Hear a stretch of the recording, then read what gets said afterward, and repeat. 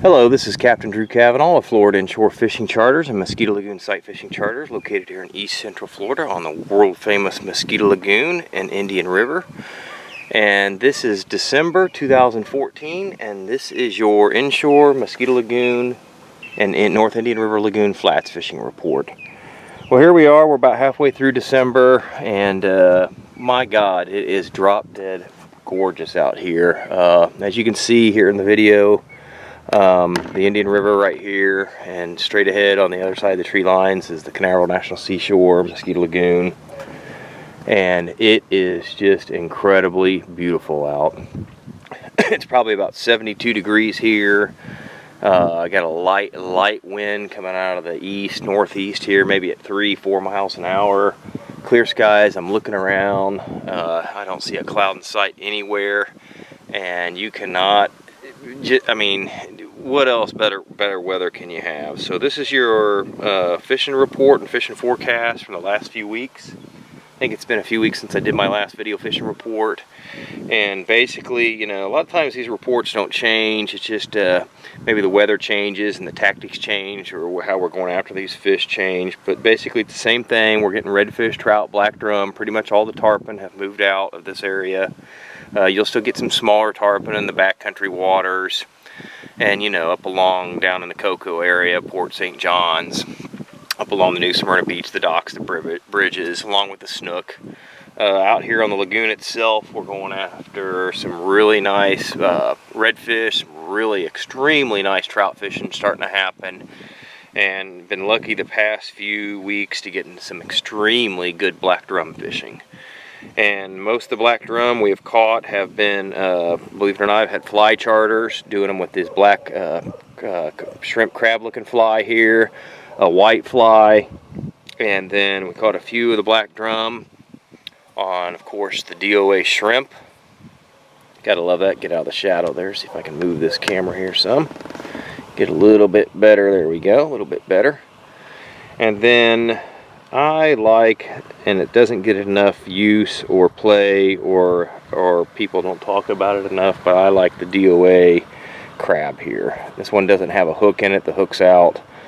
And this is a great lure for the redfish and the black drum, and even a trout will hit it. A trout will almost hit anything if you let it. But the black drum bite has been really good. I'll tell you what's going to improve the black drum bite, and if people listen to this and abide by this, don't keep them. Please, I'm asking you. Please, everybody practice catch and release. And just because the law or the rules say that you can keep 5 per person doesn't make it right. I get that all the time from people. There's always somebody that says, now Captain, they say I can keep a few fish here. That's fine and dandy, but don't catch your limit. Limit your catch, okay? It will really help. And hopefully we're able to get this national park and wildlife refuge catch and release over the next you know, short period of time. That's a main goal for a lot of people out here, to target that. There is no reason to be keeping fish inside a national park or something with the word refuge in it. So I digress here. So back to the fishing report here. And of course, if I'm sight fishing, redfish on the flats, you can't go wrong with the shrimp. And of course, you got the DOA cow right here. And the nice thing about the cow is I like to rig it with a weedless hook configuration, either an owner or a Daiichi with a weighted hook. Put a bullet weight on it, get some good distance. Drop it down, and just, you know, it's imitating a little bait fish, a worm, you know, and it does pretty good. And the trout, of course, you know, early morning, with the lights up, I like to throw the top water plug, DOA shallow running bait buster. Schooling redfish, tailing redfish, you can throw the shallow running bait buster at them as well. You know, just go far enough past them, soft presentation. And then just make sure as you're retrieving it in not to spook them. But you really, this time of year, you can't go wrong with the shrimp or the cow. Early morning, we're looking for signs of, you know, bait feeding, birds diving, looking out on the grass flats, searching potholes as the sun comes up.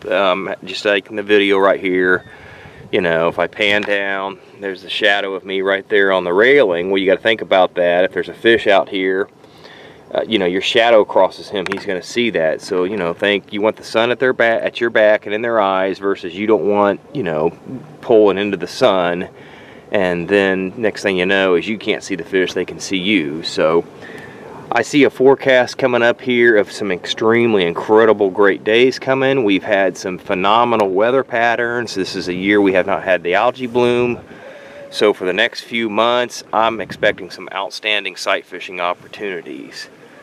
So if you're wanting to get down here, I suggest you call earlier. I'm starting to book out pretty quick. This is a busy time of year. Great fishing, great fly fishing, spin fishing. And I look forward to seeing everybody out here on the water. Again, it's Captain Drew Cavanaugh with Florida Inshore Fishing Charters, and everybody have a safe and happy holiday season. Thank you.